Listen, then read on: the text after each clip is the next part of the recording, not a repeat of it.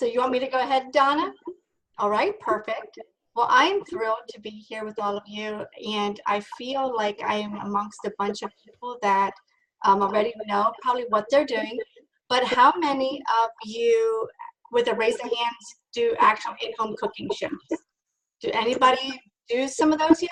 Oh, that's perfect. They're my favorite, even though I've done a lot more virtual this last month, but I'd much rather do the in-home cooking shows. So with that being said, just a few things that I have done in the past and things that I've learned over time, because you get better as time goes on, I guess, right? So one thing that I always do is I try to arrive about 45 minutes before my party ever starts. That way I can make sure to connect with the host, get to know her more, and be ready when my guests arrive.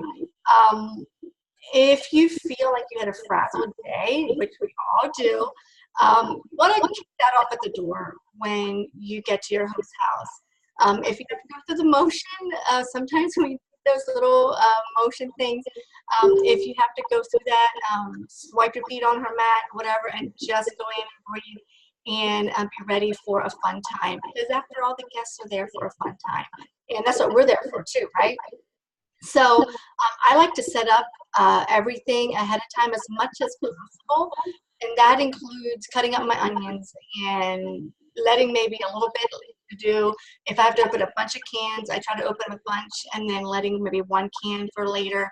Just a lot of prep time that, frankly, they don't have to see happen. You're there to try to sell the product and not actually sell your demo. You want to always make sure you wash your hands as well. And that is a huge thing. Sometimes people might not book with you because they frankly are scared because of the way you handle some things. So I have discovered over the years as well to make sure that your hands are washed. And you can even say when your guests are gathering, I'm going to go to the kitchen and wash my hands and come in with a paper towel so they can actually see that you're wiping your hands off. It's a huge, huge plus in trying to make sure that any germaphobes out there can make sure that they can trust your cooking. And then I introduce myself, and I always try to let the host know that I'm there because she invited me, and I want her guests to feel comfortable. And I always give the host a gift, and it's usually a Season's Best cookbook that I tell the people that I want to pass around for them to write their name, any information they want, any special thing that they remember the host by, and put that in there. It's going to be her little keepsake from our party. And sometimes the people will say, oh my gosh, I can only limit myself to this little spot.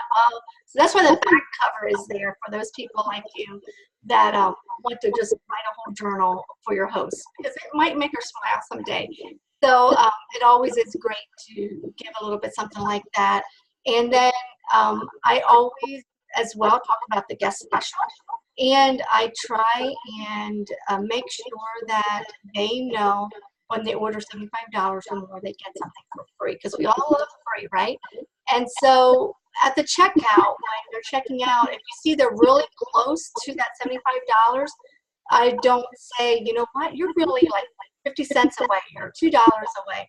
I always just say, you know what, you're really close at your $75 free special. Is there anything else you had on your mind tonight that you maybe didn't get, and that might take you up over that, and just see what they do, right? And so that's one of the things I like to do. And then also taking your power tools. I used to have a bad problem packing everything in my kitchen sink as well. So I try to really take just the products that I really need at my show, but mainly the power tools. And I don't know what you guys consider the power tools, but for me, I look at the power tools as like the quick cooker now that came out, the Rock Crocs, the double burner grill pan and the griddle, and our knives. Those are just some of the things that I think that everyone should have. And so I go about explaining all those in my demos as well. And then we already talked about cleanliness, and make sure that your show is fun.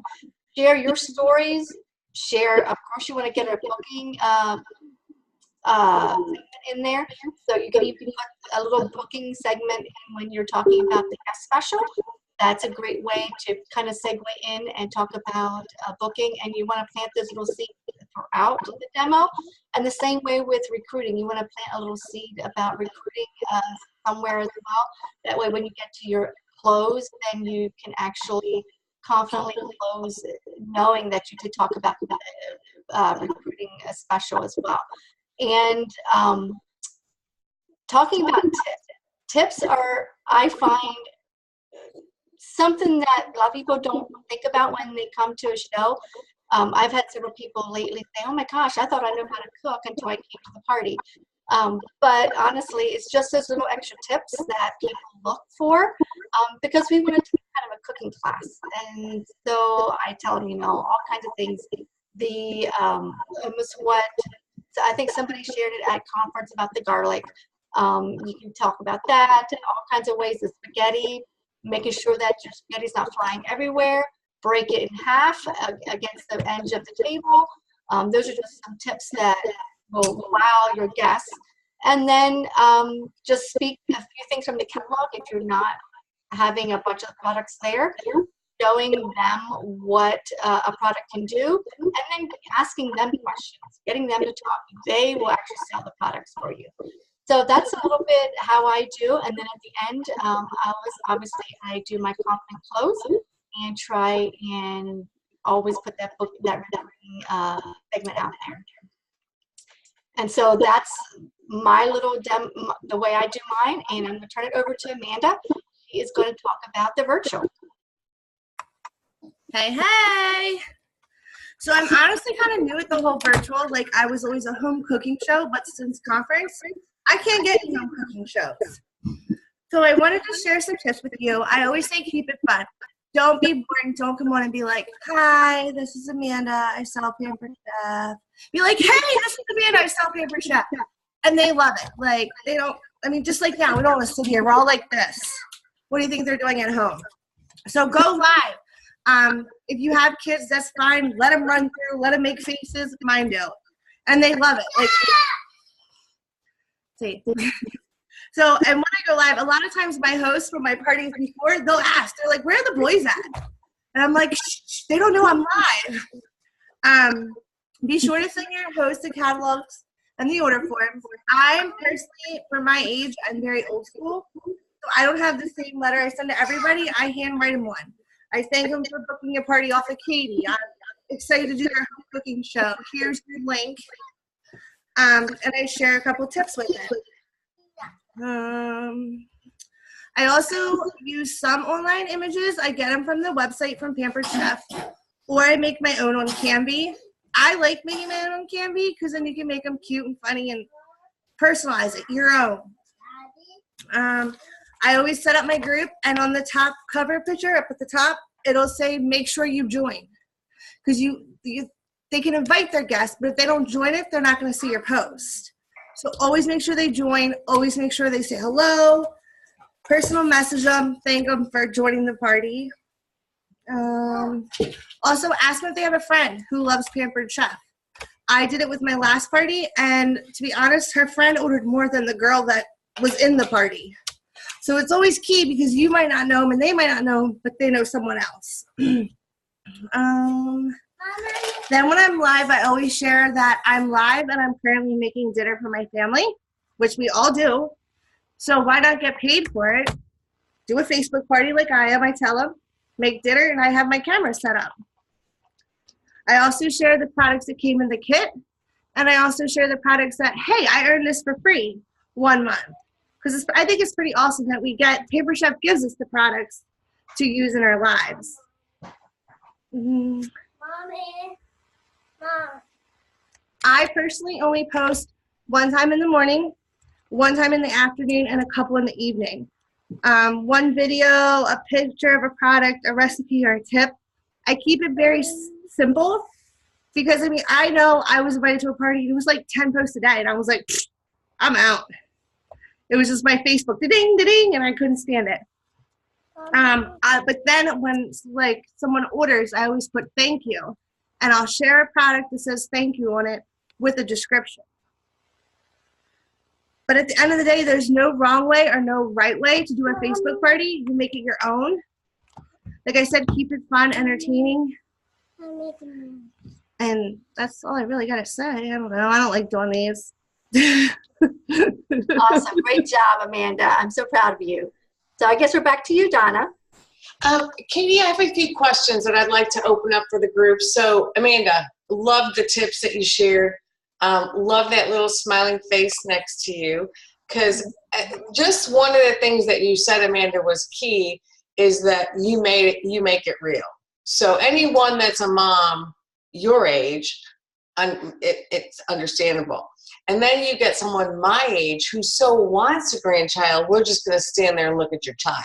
So, wait, Donna, I will send him to you whenever you want him. Don't you believe that? So I love that. I love that you make it real. Now, Katie, one of the things that you said, and this team may not be aware of that verbiage, but you talked about your confident close. Okay. So I would love for you to walk through with them what a confident close is. That is, and it's funny you ask because I learned that several times through some of the training that I was on from home office. And it is just basically sharing a little bit at the beginning. Like when I did mine, I said, you know, I only got to know you for a brief moment tonight. I don't know what your life is like. I don't know if you came crying to the show tonight thinking, oh my gosh, I don't have money for anything tonight. I don't know if you don't have a meal for tomorrow, or I don't know if you need spending money or maybe Christmas money, but I do know that the Pampered Chef could probably change your life tonight. And you just want to share from your heart, and then just kind of share your little story. It doesn't have to be long, just a little tidbit about maybe the way you started, the reason you started, and why you stayed. And then just say, you know, I really would love to chat some more about this. I have some information I would love to send home with all of you tonight, and just talk with them. And if you can't really talk to them that night, make sure you contact them later, and keep an eye out for those people that come before the party and help you set up, or maybe stay longer, because they most likely are those that are going to be your number one recruit lead. Mm-hmm. Absolutely. And, you know, one of the things that Katie talked about is, you know, why you joined, why you stayed. And that really is your why. Now, some of you came on, you know, right when our call started, but we initially talked about at the kind of part of this call was that this group is about focusing on getting those bookings on your calendar. We want you to get bookings. So that's the reason that Amanda and Katie, you know, are talking about maximizing the party experience. But that's not to say that we don't want you to realize that those team building opportunities are happening while you're building your calendar. So Katie, and I'm not going to call you out, but Katie has always done an amazing show. But she'll be the first to tell you that she's had to work on her recruiting. You know, and we kind of sometimes fall into different categories. You know, sometimes you can be a strong salesperson, but not necessarily maybe a strong recruiter, or vice versa. So Katie's really worked at focusing on the recruiting end of it and her why story. Because people are interested. They do want to know about the product, yes. But whether you believe it or not, every person that comes to your party, whether they're virtual or it's an in-home party, at some point during that, they consider what it would be like to be a consultant. So you might as well put it out there. You might as well tell them, because they're probably going, well, why is she doing this? I mean, I get that all the time. Oh my gosh, you've been in this business 30 years? Really? People, don't they just like buy a sofa and then leave? So people are interested in hearing what your reason is. So you do want to share a little bit about what your why is, but you saw what Katie did was she put that focus back on them by saying, I don't know what your life was like, or what, you know, why when you were coming here, what your concerns were. So Katie, would you share your why story with them just briefly? And I'm going to ask Amanda if she could do the same. Oh gosh, I was thinking about that. Well, my why originally started, we homeschooled our 3 kids, and I honestly didn't think I could do this business, but I discovered my paycheck, two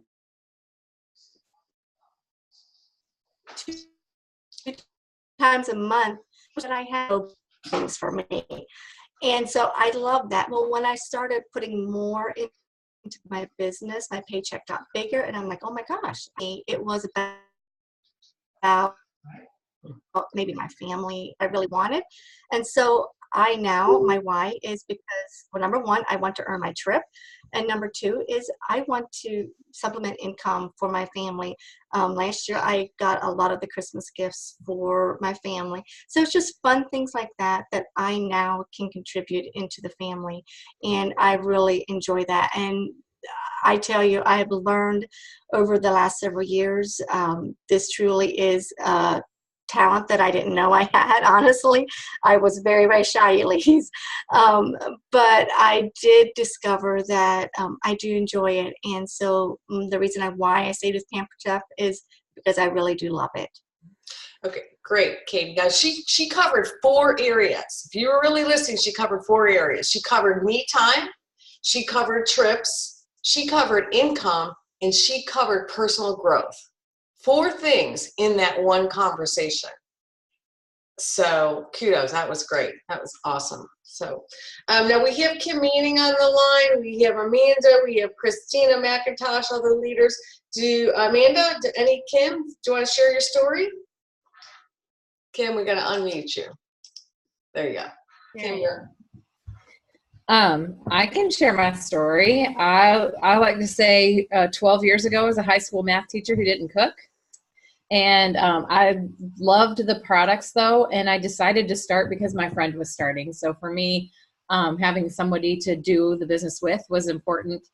And I really wasn't expecting to get a lot out of this. But after I started having children, I was a teacher, and I wasn't making enough money as a teacher to put our kids in childcare. Because as soon as I started, I found out I got pregnant. Had 2 babies within 18 months. And it was just kind of, we're like, okay, we have 2 babies. We can't afford childcare. And so that's why I stuck with it. And that's where I kind of pursued it a little bit more, promoted to director. I earned my first trip. And now I stay in this because my life has changed. I have 4 children.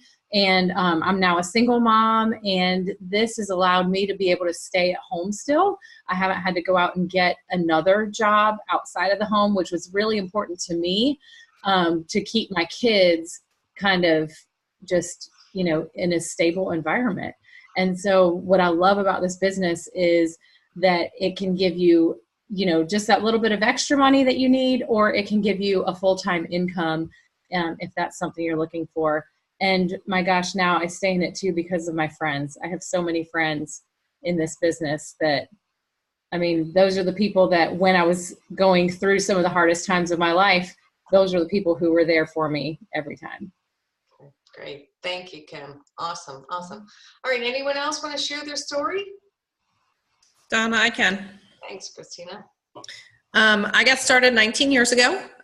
It was really on a fluke. I had hosted 2 Pampered Chef parties and found that I was trying to finagle my host benefits to get as much as possible.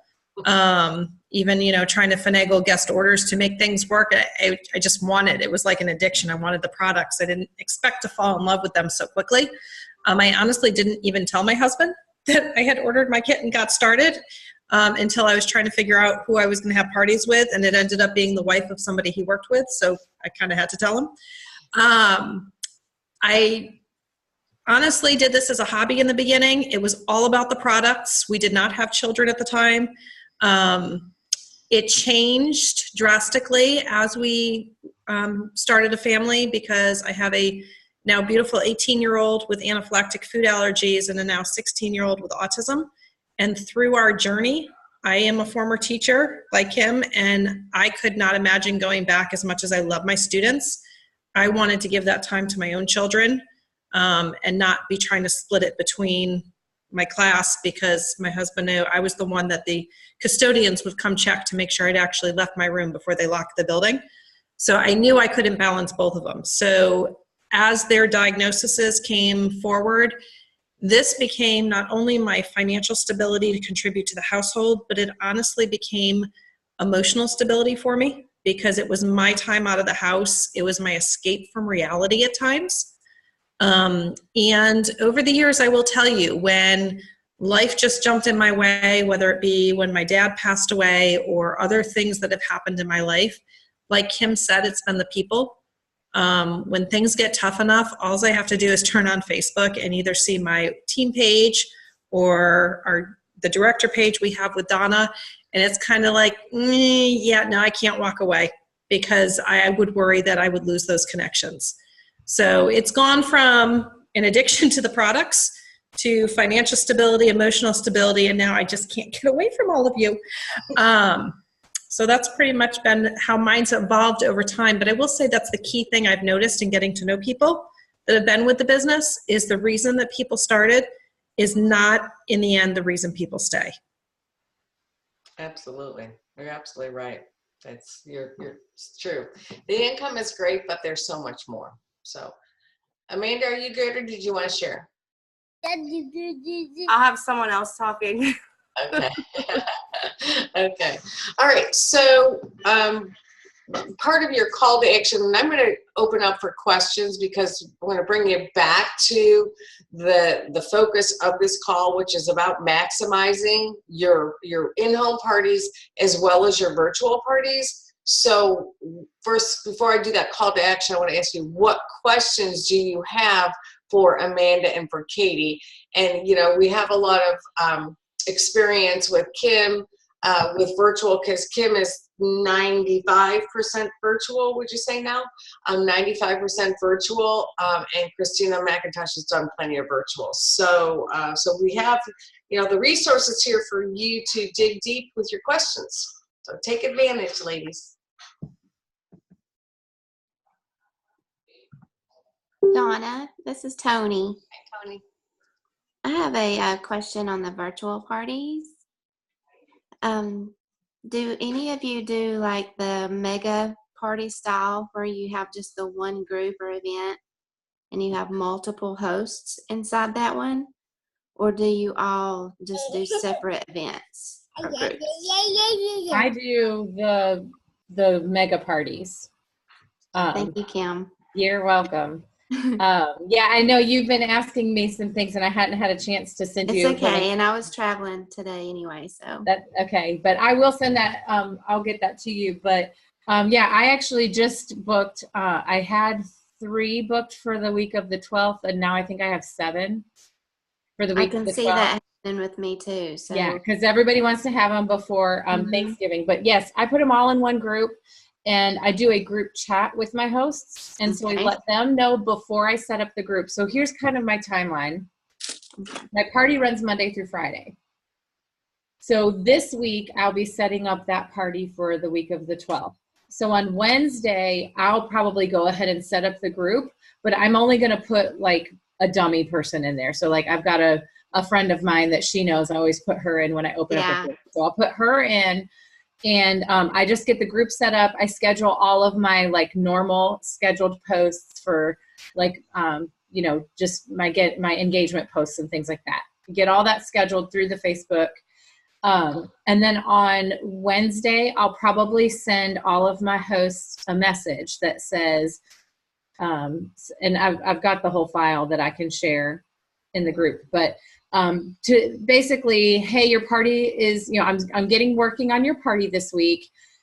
The most important thing for you to do is to find out who is going to be participating with you. Your goal is to get a minimum of 25 people, up to 50.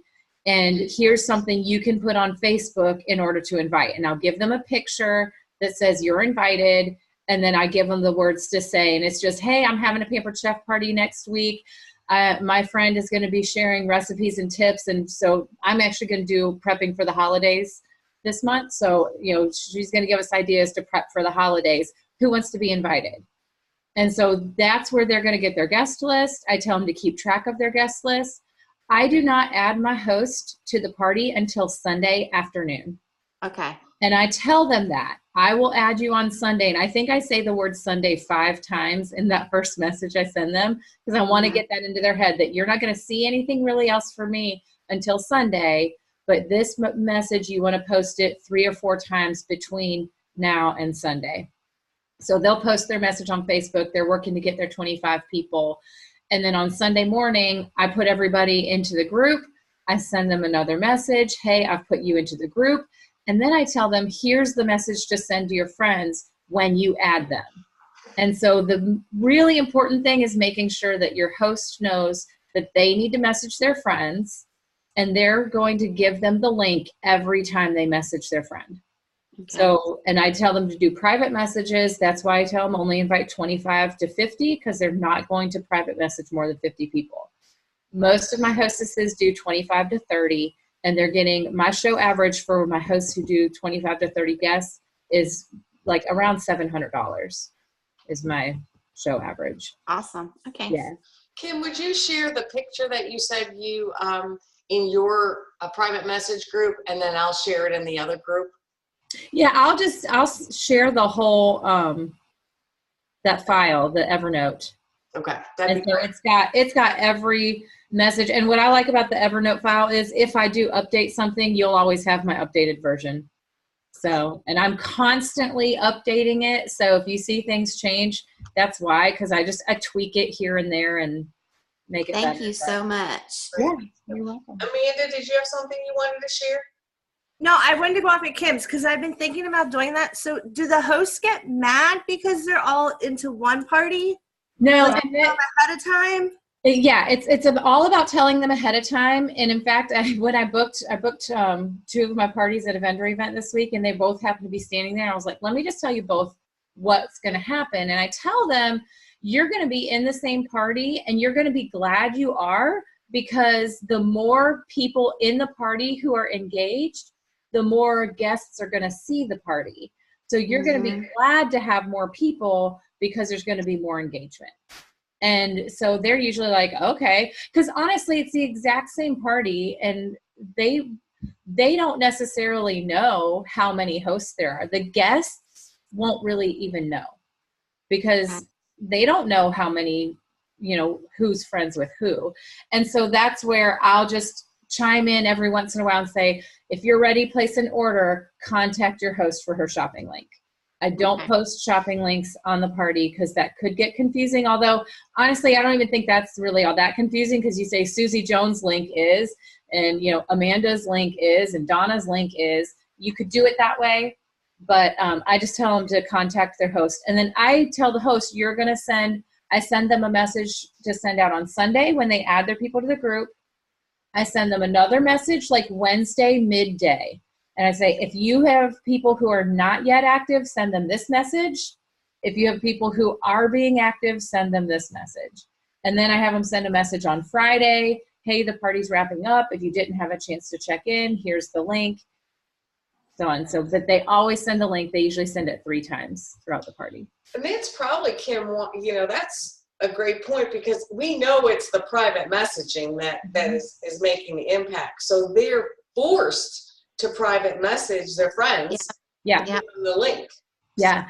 Oh, and I'll say this. I had a show 2 weeks ago, and the host had asked me, could I keep it open because payday is at the end of the month for most of my friends.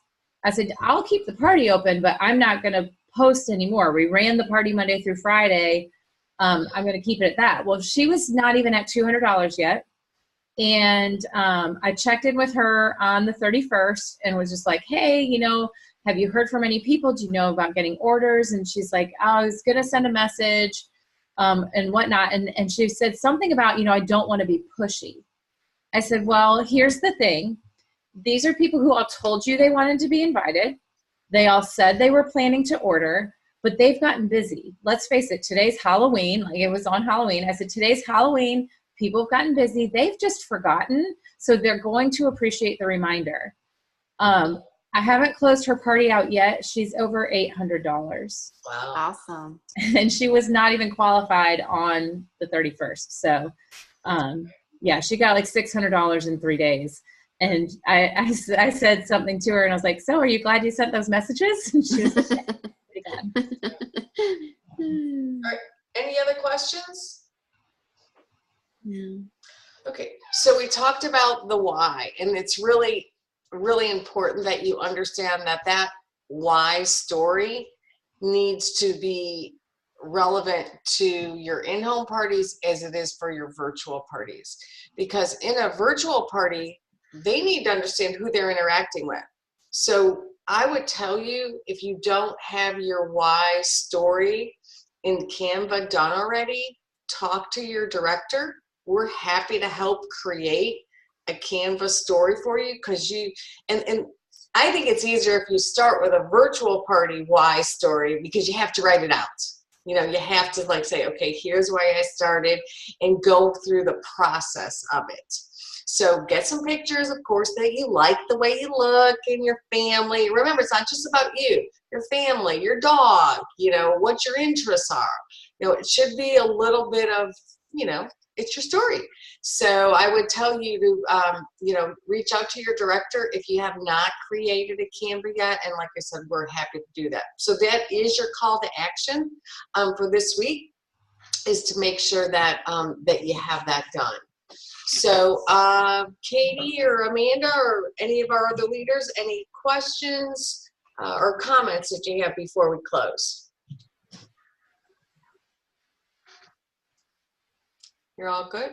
Well, thank you so much for your sharing. All the leaders, Amanda and Katie, for taking the lead, and Kim and Christina for jumping on. We so appreciate it. We have so much to celebrate. Tony's, you know, bringing her 4th team member on.